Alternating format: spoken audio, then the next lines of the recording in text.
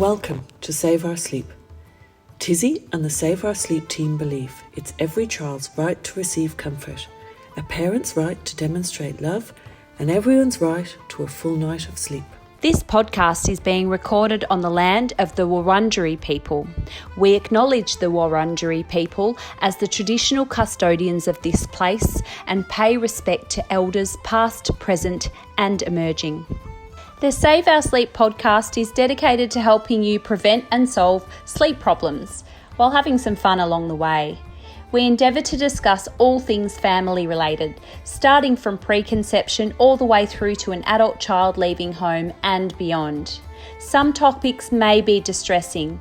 If you find this is the case, please reach out to you or your child's health nurse or general practitioner. Well, we're here, Zoe. This is it. I've roped you in. Good morning, and you're now officially on the Save Our Sleep podcast. Can't believe it. To say I'm nervous would be an understatement, but here we are. And so where do we go from here? Well, you might be nervous about coming on the podcast. I'm nervous. I'm going away next weekend. So it's all on me. Well, it's not. We're not doing the podcast during the weekend, but I'm going away with Nathan. Okay. And his mum and dad. Yes. And Mrs. Kelly. Okay. And the two girls. Yes. And my three boys. Lovely. We're going to be on a houseboat in the middle of a river. Oh, wow. Whereabouts? I don't know how to say it. So it's on the New South Wales border, and it's on the Murray, and it's just past Echuca. Is it Miami? Yes. Is that how it's said? Yeah, I think so. Yeah. So, but the problem is, well, the problem's not that my mother and father-in-law are coming with us, because we're actually dropping them at a wedding.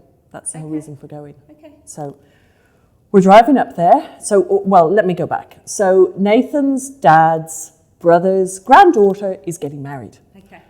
And Nathan's dad really, really wants to go to the wedding. But unfortunately, he has got that very, not so very nice thing called MND, so he can't drive. So I've stepped in and said, let's get a houseboat and let's go on holidays. So the plan is that we planned it or manipulated it, however you'd like to put it, that we're going to drive up there, and Nathan's going to drive his mum and dad's car. So Nathan and mum and dad are going to go in their car, and it's all about trying to avoid the big COVID as well. COVID's wrecked our lives. It has. I'm terrified of leaving the house. Anyhow, that's another subject for another day. So we're going to try and avoid COVID. Now, Dara's already had COVID. A lot of people don't realise that Dara's had COVID, but he works with his dad on a beach as a lifeguard, and they did a rescue, and I kept them safe all summer. Whole summer holidays, we were safe only because we didn't leave the house, as you know, because you've been trying to keep your boys safe, haven't you? I have, yes, yeah. Do your boys have lung disease? So my boys were born at 25 and a half weeks of twins, premature, and yes, they technically have chronic lung disease of prematurity. So yeah, absolutely, COVID's meant a different thing to me. And your mum? And my mum, who's terminally ill with some sort of cancer of the lung. So we've got some temperamental lungs around us. So yeah, COVID. And we've got MND. Yeah. And I've got premature children as well. That's what Zoe and I. That's why I like Zoe, because Zoe didn't have perfect pregnancies and I didn't have perfect pregnancies. How did you work out on the way up in the car? We came up last night. We stayed in a hotel. What did you work out on the way up in the car between us? No. How many pregnancies have we had? Too many. We're the experts on pregnancy. We should do a podcast on pregnancies. We should. How many have we had? Was it 23 all up between the two of us? 23. So, yeah. We'll get back to our little holiday, but going back to us for a minute, I don't get it. How'd you get twins? I had 18 pregnancies and I didn't have one twin pregnancy. And we had 18 pregnancies and we know the sex of 12 of them, including the 3 who came home from hospital, and they're all boys. Pretty much I had all boys, and I always thought I'd get twins. I've had 18 pregnancies, of which 12 were boys. We don't know about the other 6 because they weren't cooked long enough, or they didn't have autopsies, or they weren't born alive.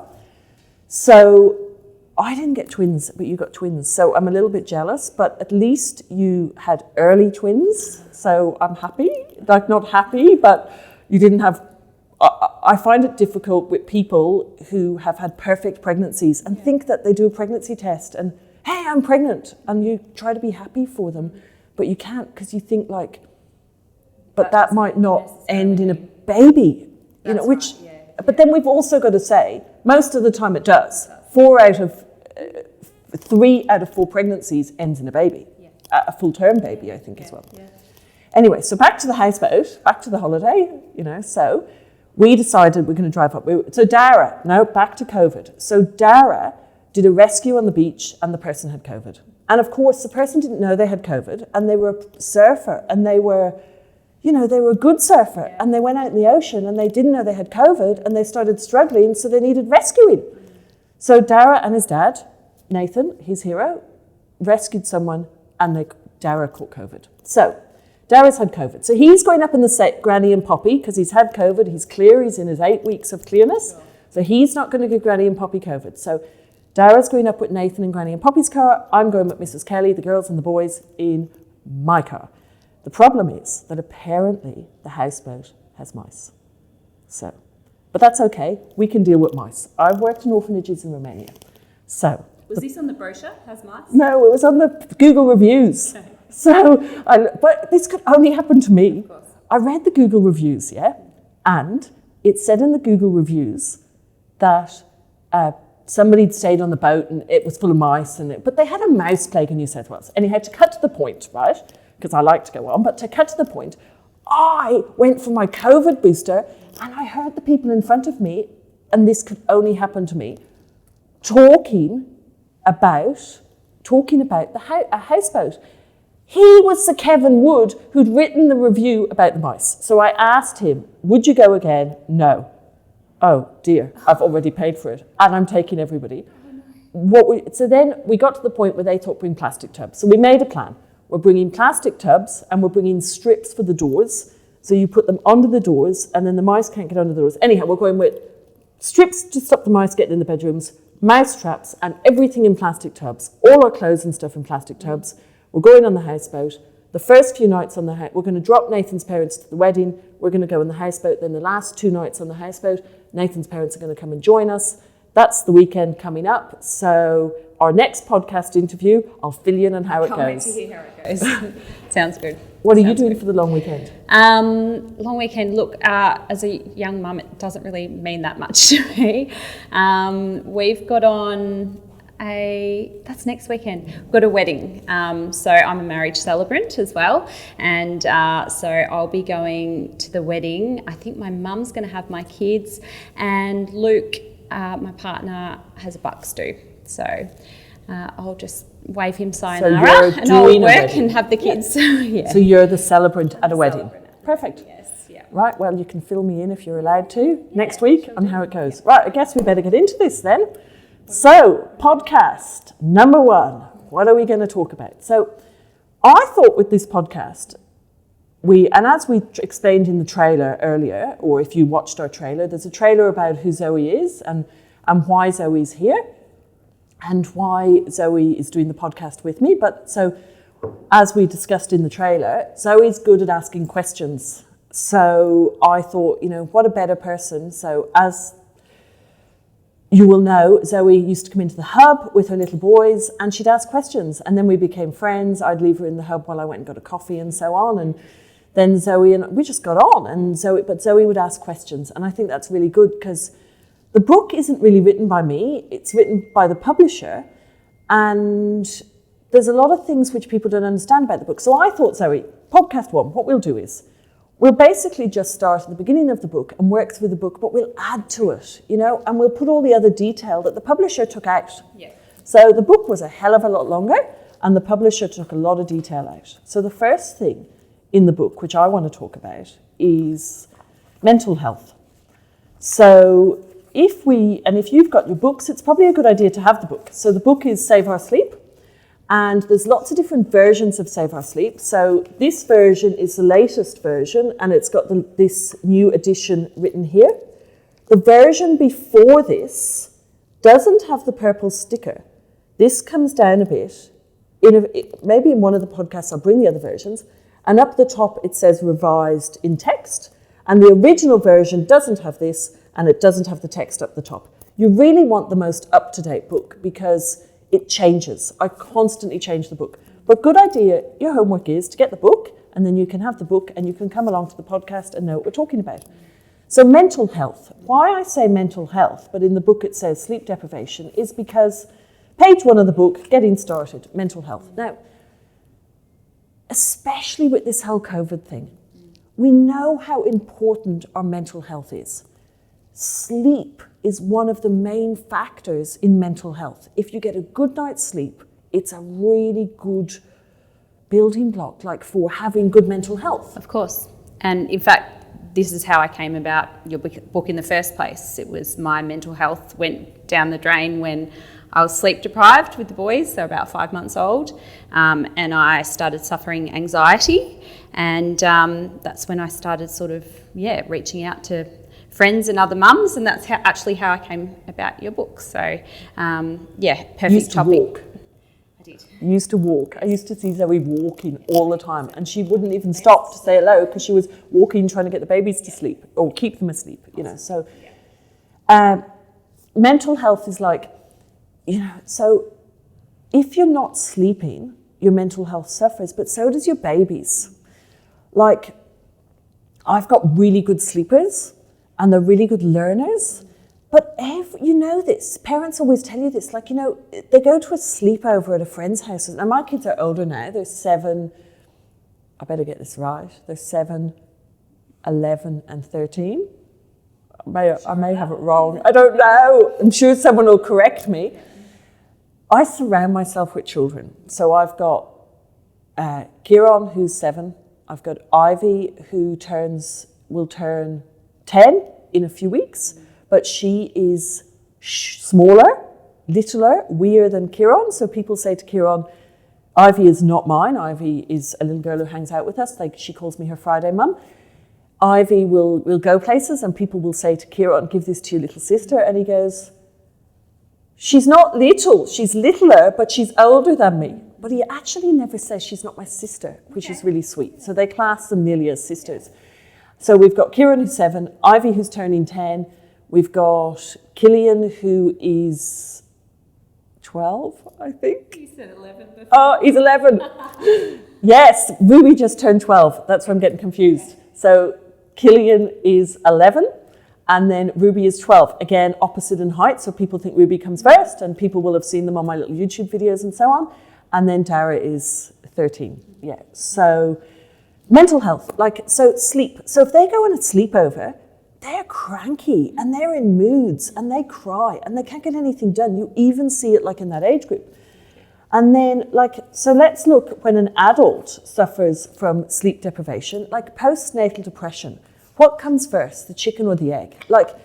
So do these people who come to me who are so sleep deprived, are they suffering from postnatal depression, and then that causes the anxiety and that causes the sleep? And I'm not trying to pick postnatal depression apart. I'm just saying there's postnatal depression, which comes from hormones and etc. And I'm not an expert on postnatal depression. But then you've got a sleep deprivation kind of which is depression postnatal. It's different. Yeah. And it's as soon as everyone's sleeping, that starts to disappear. So is that a preventable depression from postnatal? That's a really good way of looking at it, Yeah. So if you're not sleeping, it causes depression, short temper, guilt, mood swings, fatigue. I'm reading this from the book. Fatigue. That's not how it's said. That's French. I keep switching to French mode. Fatigue, because my dad's French. When I was reading the audiobook, I kept talking in French, and the guy kept saying to me, Where's stop. that coming from? I don't know. My parents talked French to me. Okay. My dad talked French, he's from Belgium, until my little brother died. So I have baby French. I have French from early childhood, and then it kind of disappears. Anyway, okay, it's not fatigue, it's fatigue. Okay, irritability, carelessness, mistakes, difficulty concentrating, slower reaction times, increased stress levels. Okay, so sleep.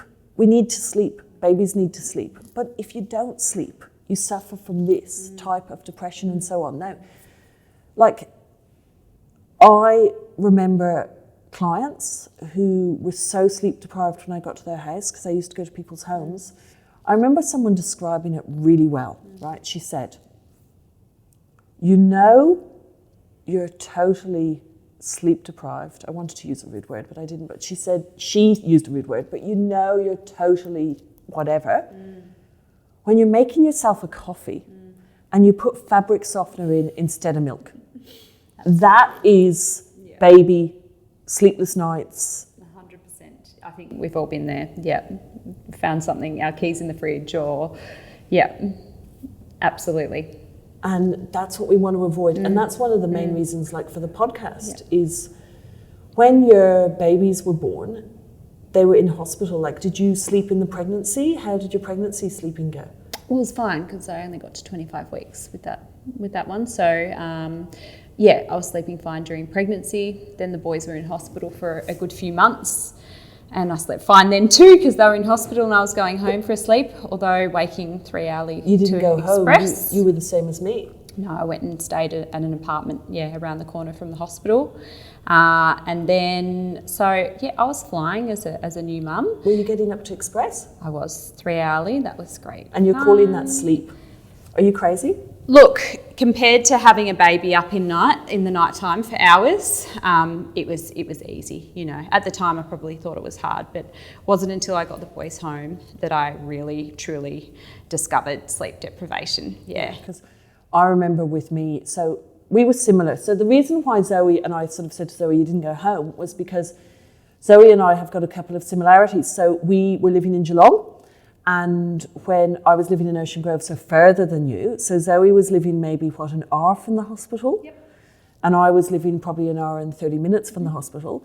So we didn't go home, we did the same. So when we had our babies, and especially Dara, who's my first that I brought home from hospital, we stayed in an apartment and I was expressing. But so I was getting up every 3 hours to express. But it's the same, like you get up, you express, that noise.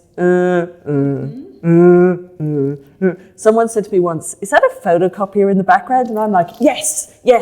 I was on the phone, I think, to a radio interview, like not the actual radio interview, but I was on the phone to going to do a radio interview, and I was on the phone doing the not the Zoom call because they all really came about in COVID, but I was doing the pre-call and I had the thing on, it's going, and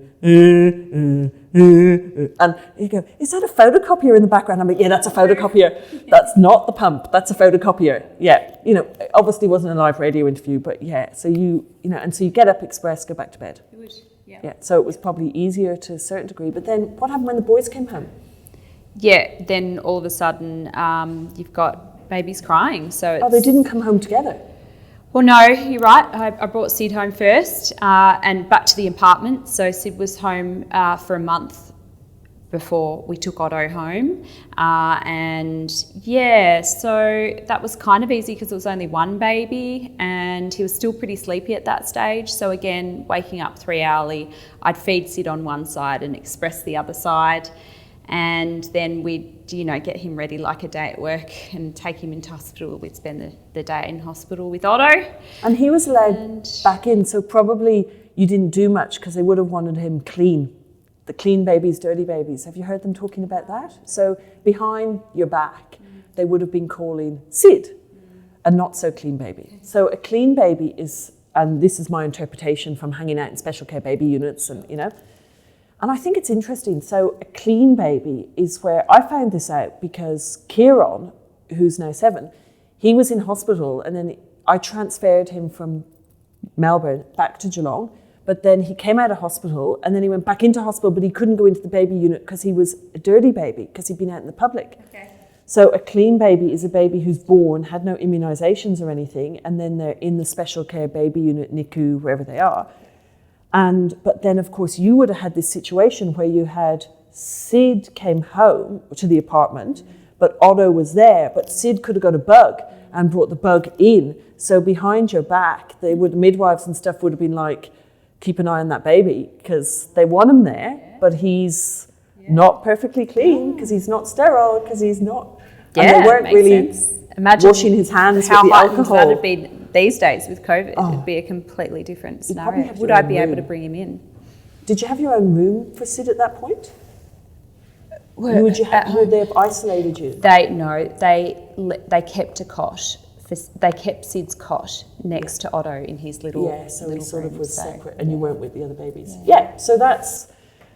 So then we come down to, how do you avoid sleep deprivation? And this is something with babies. So with mums, get your baby sleeping, and that will help you avoid it. Yeah, but this is where it becomes a little bit confusing, and I can't really get my head around why people don't do the book or the routine from day one. I hear so many people say, I'm going to start the book when my baby's 2 months old, or I'm going to start the book when my baby's 6 weeks old.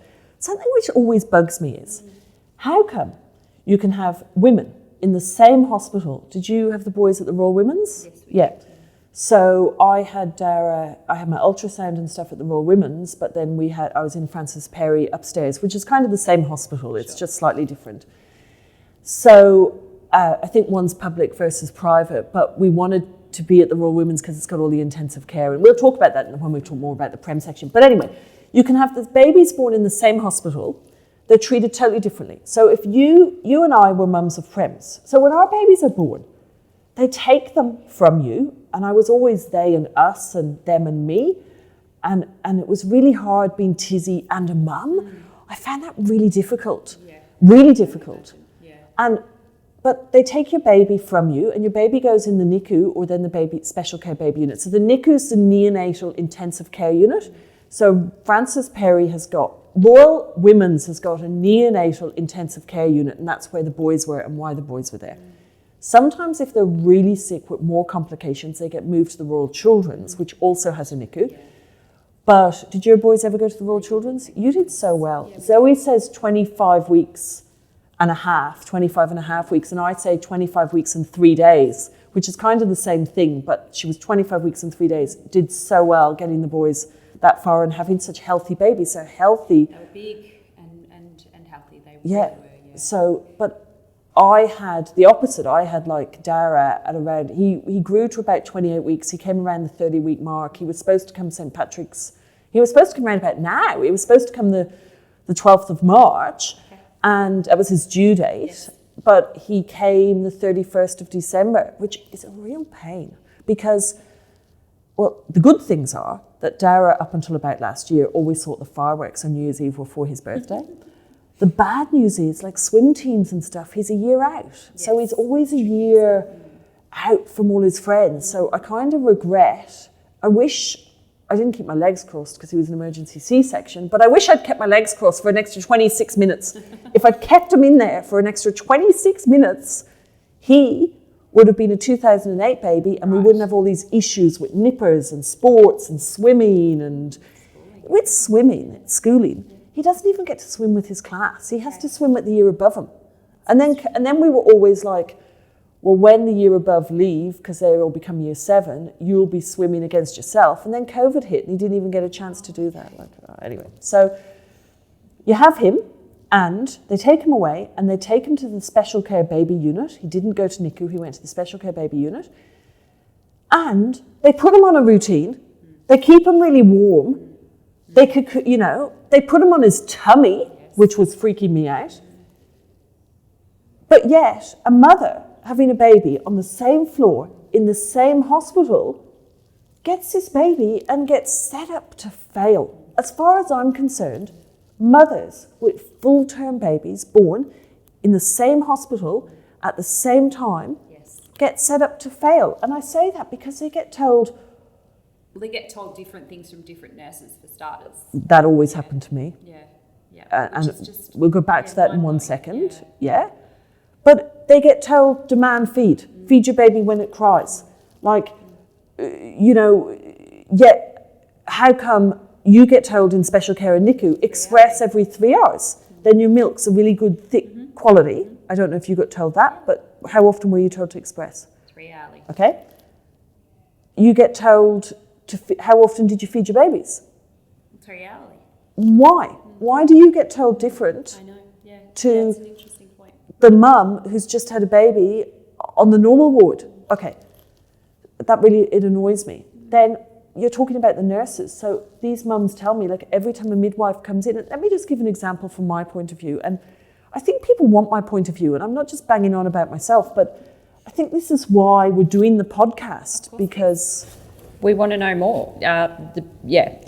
We want to know more than the book. We want to know about you and your experience, which is just plentiful. So, yeah. So I've got Dara, and he's probably in an incubator at this point, and a couple of regrets. Everybody told me not to work. For mums out there, I regret that. A lot of people, especially having had COVID and especially having worked from home, do what you want to do. Don't do what everybody tells you need to do. So I'd love to wind the clock back and do Dara again, but not be Tizzie Hall. Sure. Because I regret not working.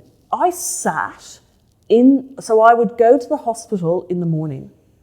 I would express, see Dara, and then while he slept, I'd sit there. And now I wish I'd worked, because what happened was I was told not to work. I was told, don't work, just enjoy this time, it's time with your baby. But because I am Tizzie Hall, and because I am the book, and because I am the website, and we're not as, came back after, and I had all this work to catch up on. And then I couldn't be with Dara, because once we did get out of hospital, you really needed to, yeah. I was trying to catch up on work. And that did cause some form of, not really depression, but just a hardship. And then going back to feeding, so again, I think I put way too much pressure on myself to breastfeed Dara. I was very ill. Wind the clock forward now. I had a ruptured bowel. We didn't know that. They thought I had preeclampsia. They thought I had toxemia. I lost my vision. I couldn't see properly. We now know, because since then we've opened me up and found out what was wrong. We'll talk about that in another podcast. But I was very ill, and I put so much pressure on myself to breastfeed. And it was like, I'm Tizzie Hall. I have to breastfeed. I have to prove that my breastfeeding advice works. I have to prove that my routines work. And I put myself under this crazy amount of pressure. Yes. And then I didn't know if the midwives knew I was Tizzie Hall. And then I didn't know if the midwives liked me or not. And I found that really difficult. Sure. And I'm really paranoid about whether people are on the hating side or on the nice side. I walk back to my car, like I'll go to my car today, there'll be a note in it. 10 notes are from fans. Every time I go back to my car, there's a note on it. There won't be today now that I've said it to Zoe, and one will be from a hater, but you think, oh, what's it going to be? I don't mind if people, we'll talk about haters or misinformed people, let's call them, but not now. We'll talk about them at some point. But back, to the Special K Nursery, is this midwife a pro-Tizzie? Does she even know who Tizzie is? Is she misinformed? Has she read the book and she doesn't like it? That's a better position to be in.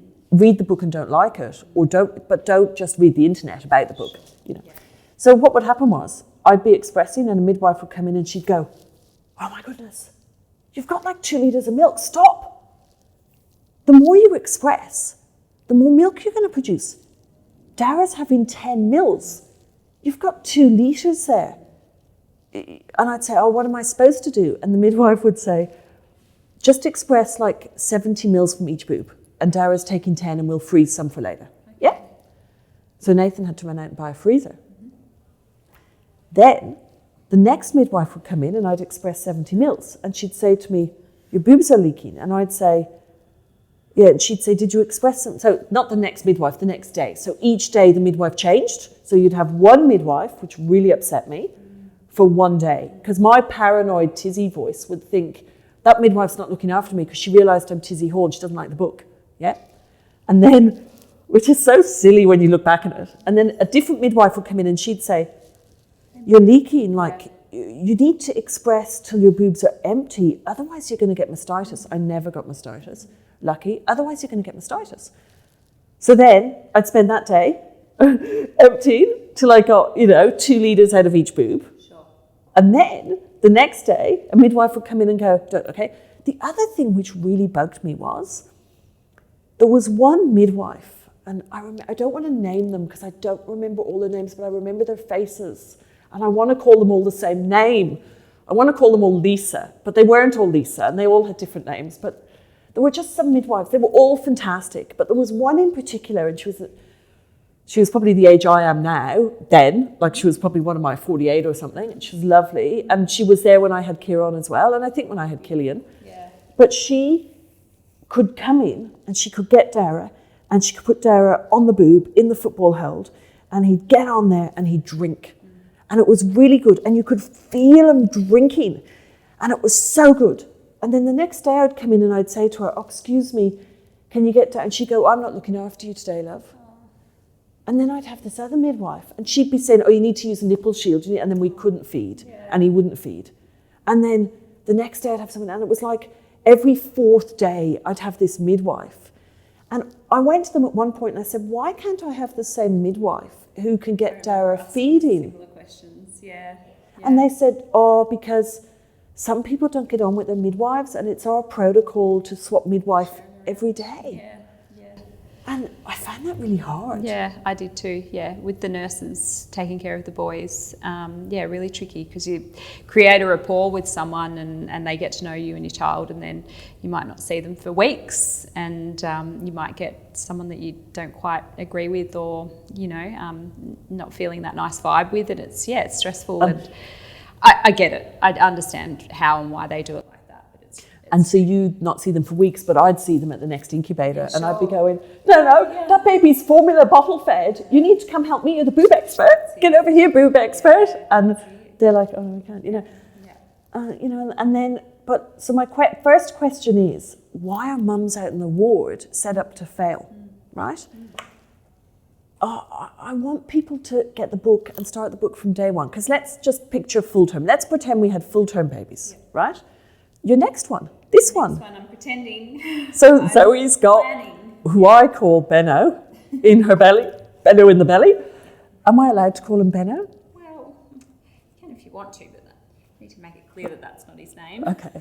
So I don't even know where it came from. Wee little Benno. Bump. Zoe's Bump, yeah. So it's good. We hope this one's going to be full term. This one will be full term. We hope we're going to do the podcast live now from the birth suite. So let's picture a full-term baby, yeah? So you've got a full-term baby, yeah? Why not? Okay, so if a baby is fed until they're full, so if you feed a baby breast milk or express breast milk, or breastfeed them, or formula feed them, however you choose to feed your baby, yeah? Yes. But if you feed your baby when it's first born, yeah? Why not feed the baby until it's full? Well, you can't feed them until it's full because your milk hasn't come in, so I'm not explaining it very well. But so we'll talk about that in a minute. But why not feed them? Yeah, why not feed them till they're full, even if that means that you have to use some milk that you've expressed during your pregnancy, or you have to use a little bit of formula. Actually, that's a really good topic, and it's a real hidden topic, okay? Why are babies in special care, if the mum's milk hasn't come in and the baby's sugars are low, they're given formula? And someone once told me, and I don't know if this is a fact, that babies who are given formula in that very first syringe are less likely to have allergies or milk intolerances and stuff. Someone needs to look into that for us. Okay. We'd love someone who knows about that to come on. If anyone's listening and understands that stuff, I'm not the expert in that. I'd love you to come on and explain that to us. And if it's even true, because it might not be true, okay? But I've noticed lately, and I actually put it on my Facebook support group. So we've got this Facebook support group, and I put it up there, and then everybody thought I was having a go at them, and I got all these private messages. So what happened was, there was a client of mine contacted me, and she actually had her second baby, and she wanted to use the routines from day one. And she contacted me because her baby was screaming, and her baby was hungry. And she wanted to give the baby some formula because her milk hadn't come in, and we did. And her husband was a pediatrician, and she also works in the medical area. And they wanted to give the baby formula because the baby was really hungry and crying. But the hospital wanted them to give the baby only express breast milk or breast milk. Right. But the baby was really upset. Right. And she wanted me to say it was okay to give the baby formula. And I did, okay? So she gave the baby 20 mils of formula, and then the baby slept. And then this is in the hospital. And then she slept.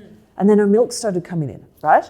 And then the next day at about the so after every feed, so I had her, and I felt bad about this. And I felt like I didn't want anyone to know it was Tizzie Hall's advice, because it comes back to the same thing where you need to breastfeed. And in Australia, breast is best. You need to breastfeed. You should only give breast milk. You shouldn't give formula. You should breastfeed.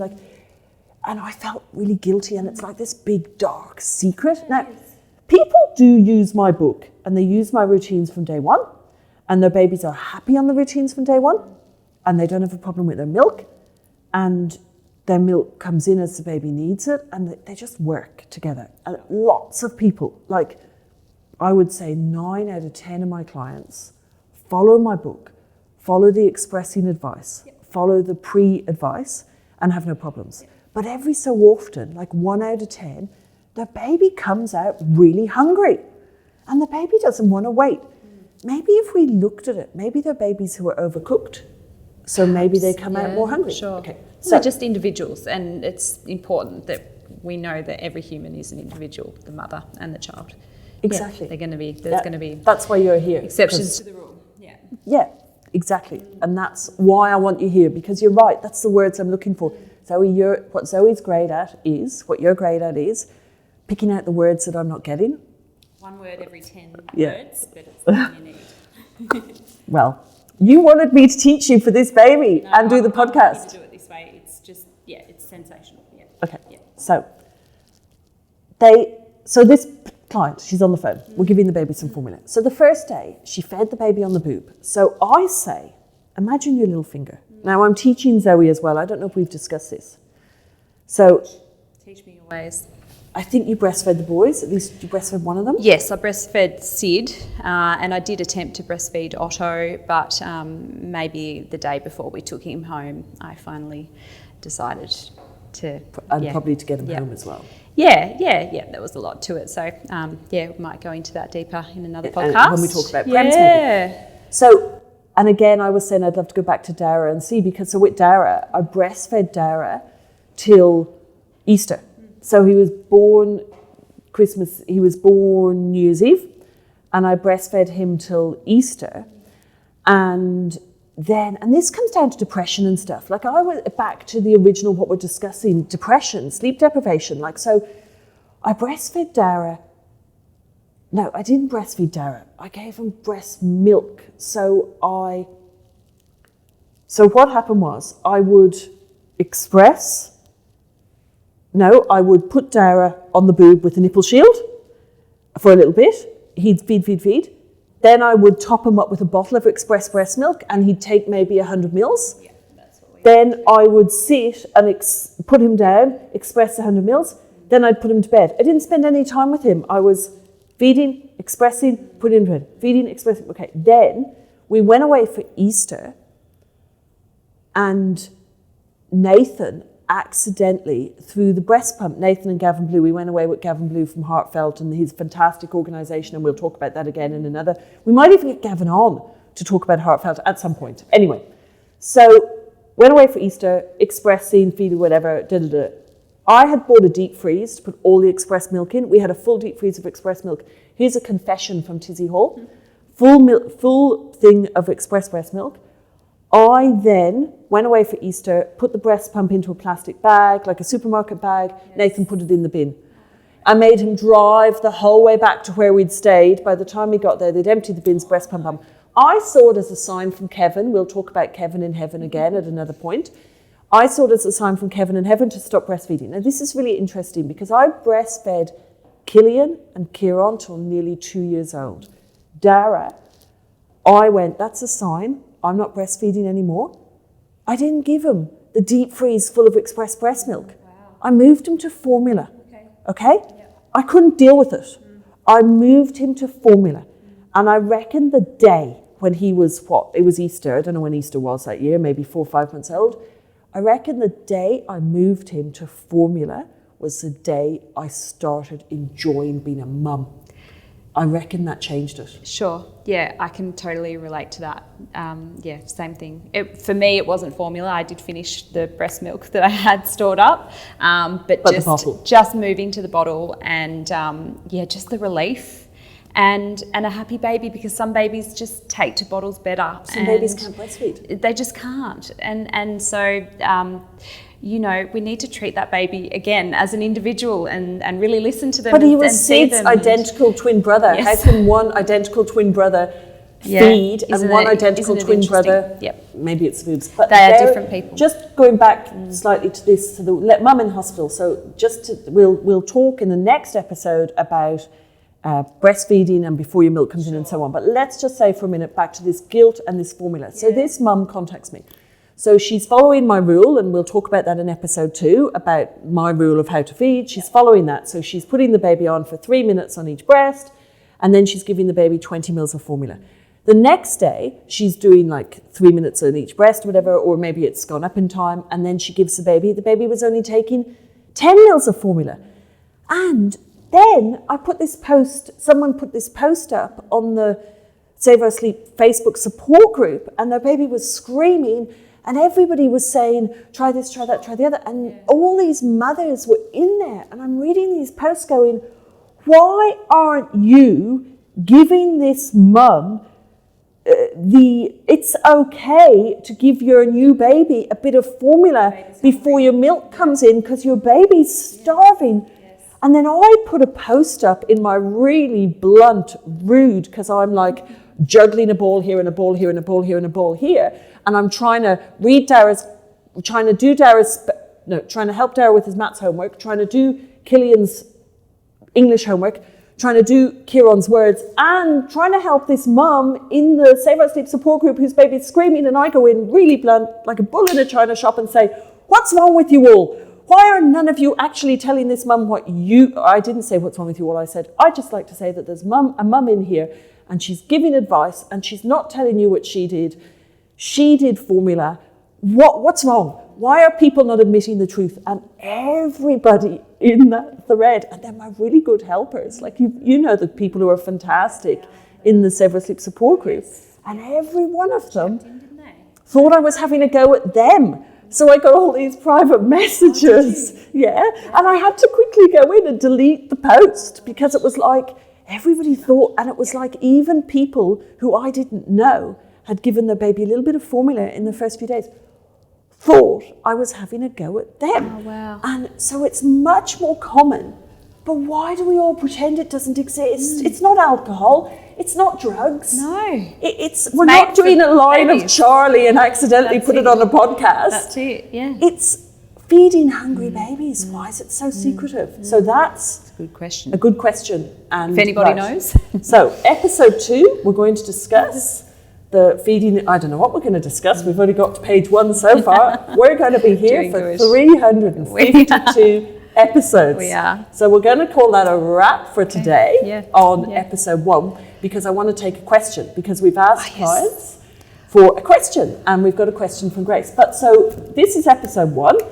Each episode, we're just going to see what happens, and we'd love your feedback. Now, we'd love you to subscribe to our YouTube channel, because we're going to have this.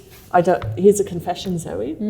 They've recorded this. We're going to put this up. It's not just going to be a voice. Okay. Thanks. So you're going to be able to watch it. So hence your coffee cup, and I don't have one. No. Lucky I brought my fancy and her cup. laptop. But we're going to have it on YouTube, so subscribe to the YouTube channel. Yes, please do. We're going to have it on all the different podcast platforms, I hope. Yep. So whatever podcast... Now, if it's not on your podcast platform, tell us. Okay. Not yours. Okay. The clients, the readers, the fans, let the us know. friends. And the uninformed. We're not calling them trolls. Uninformed, right? So, let us know. And each week, we're going to do a reader's question. So this week's reader's question is from Grace. Okay? Yes. Now, what does Grace want to know? Grace has asked, how did you create the bedding guide? Oh, can I have an easier one? That's too hard. This is interesting. I really like this one. But it's not going to... I can't do it in 4 minutes.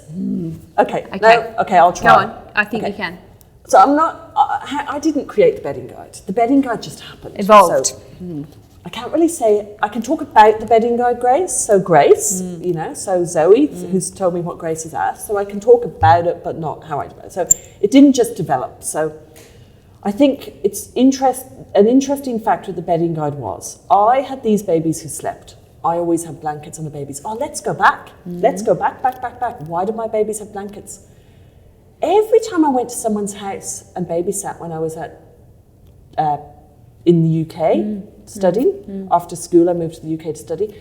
Every time I went babysat or I nannied or I actually lived in someone's house and minded their kid when they did night shift, and that's how I got free board. I was always thrifty, you know? And every time I was at babysitting or whatever, the baby slept. And then I realised, because I used bedding, I'd run around the house and look for bedding. So I used to live in Ealing in London, and Ealing had a big, I don't want to call it the wrong thing, but what did we come up with?